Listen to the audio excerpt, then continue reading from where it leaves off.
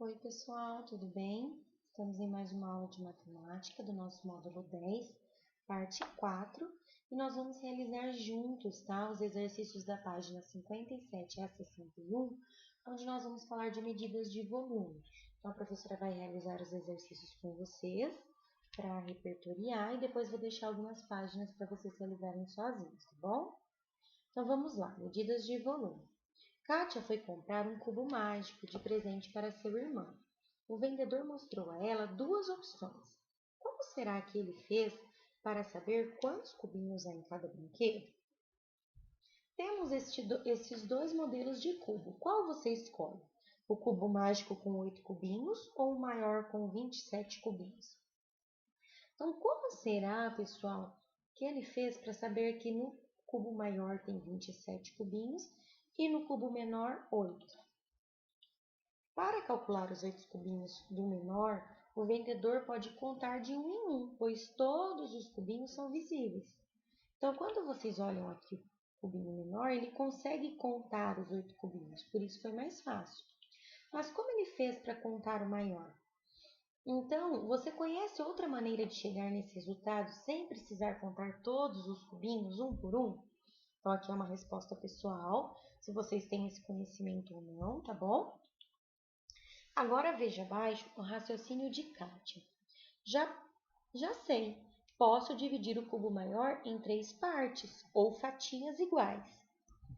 Cada parte é formada por 3 cubinhos de largura e por 3 cubinhos de altura. Então, cada parte é formada por 9 cubinhos. Como são 3 partes com 9 cubinhos, então é só fazer 3 vezes 9, que vai dar 27 ao todo. E aí ele diz, foi exatamente assim que eu fiz o cálculo de quantos cubinhos tem este brinquedo. Então, o que ela fez? Vocês percebem que ela fatiou o cubo maior em 3 partes? Né? Ela fatiou, ela tirou uma fatia. E cada fatia tinha 3 de comprimento e 3 de altura. 3 vezes 3, 9. Então, cada fatia tem 9. Ela conseguiu fatiar 3 vezes. Então, ela fez 9 vezes 3, 27 cubinhos, tá bom? Agora observe abaixo como Rubens calcula a quantidade de caixas. Então vamos lá. 3 caixas de largura. Aqui são caixas que estão empilhadas, tá? Eu conto a quantidade de caixas que há na largura, no comprimento e na altura do empilhamento. E depois multiplico esses números. Então vamos pensar que ele trabalha num depósito e ele tem algumas caixas empilhadas e ele precisa saber quantas são.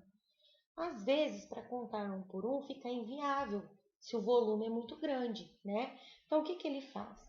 Ele conta primeiro a largura, ó. Então, tem 3 caixas aqui na largura, 4 no comprimento e 5 na altura.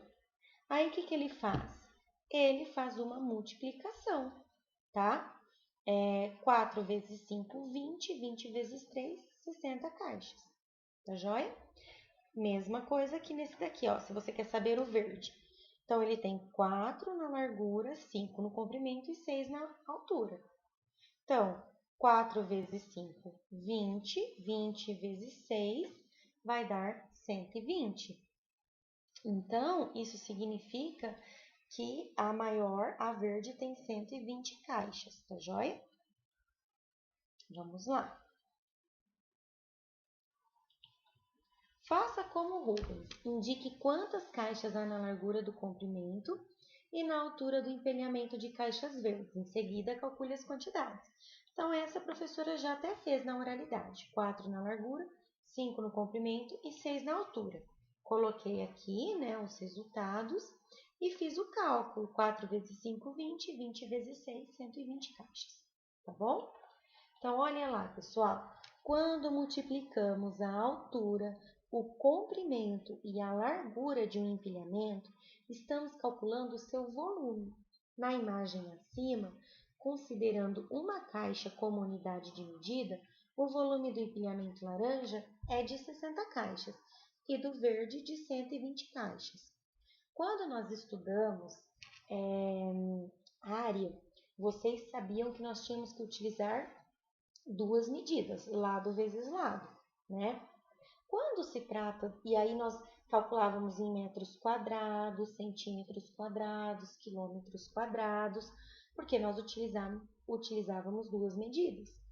Como agora no volume, vocês vão sempre ter três medidas. Vocês vão ter sempre a largura, o comprimento e a altura ou profundidade, também é conhecida, tá bom? Então, são três medidas. Então, sempre agora vai ser centímetros cúbicos, metros cúbicos, quilômetros cúbicos e assim por diante, tá bom? São três medidas para a gente saber o volume. Quando eu queria saber só a área, era a largura vezes o comprimento. Mas agora eu quero saber a profundidade também, eu quero saber todo o volume. Então, a gente tem que calcular também a altura, tá bom?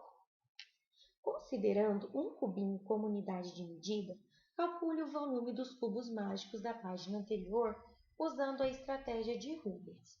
Então, volume do cubo mágico menor, 2 vezes 2 vezes 2, 8 cubinhos. E volume do cubo mágico maior, 3 vezes 3 vezes 3, 27 cubinhos. Vou voltar lá no exercício do Rubens para mostrar. Ó, então, na largura eu tenho 2, no comprimento eu tenho 2 e na altura eu tenho 2. 2 vezes 2 vezes 2, 8. Esse daqui, ó, o cubo maior, eu tenho 3 de largura, 3 de comprimento e 3 de altura. Então, 3 vezes 3 vezes 3, 27, tá bom? Unidades de medidas de volume. Uma das maneiras de medir o volume de objetos é usar cubos com 1 centímetro de aresta como unidade de medida. Então, aqui, ó, por exemplo, se fosse usando os cubinhos, né? Quantos caberiam aqui? Qual seria o volume até eu preencher todo esse aquário só de cubinhos de 1 centímetro? Então, o volume de um cubo de 1 centímetro de aresta é 1 vezes 1 vezes 1. Então, é 1 centímetro cúbico, porque eu tenho 1 na largura, 1 no comprimento e 1 na altura.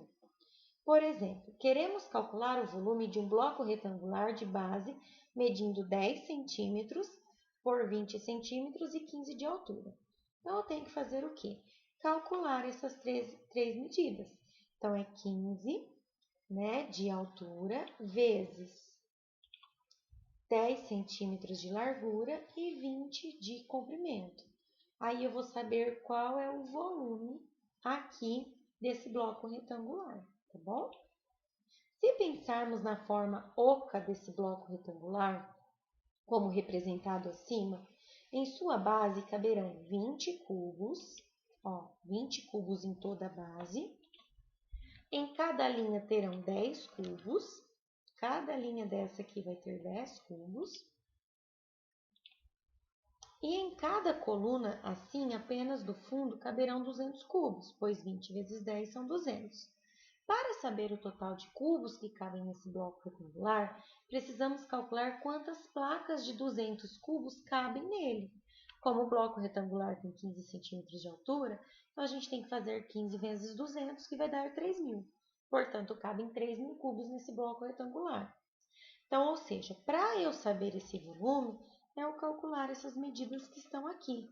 20 vezes 10 vezes 15, que vai dar 3.000.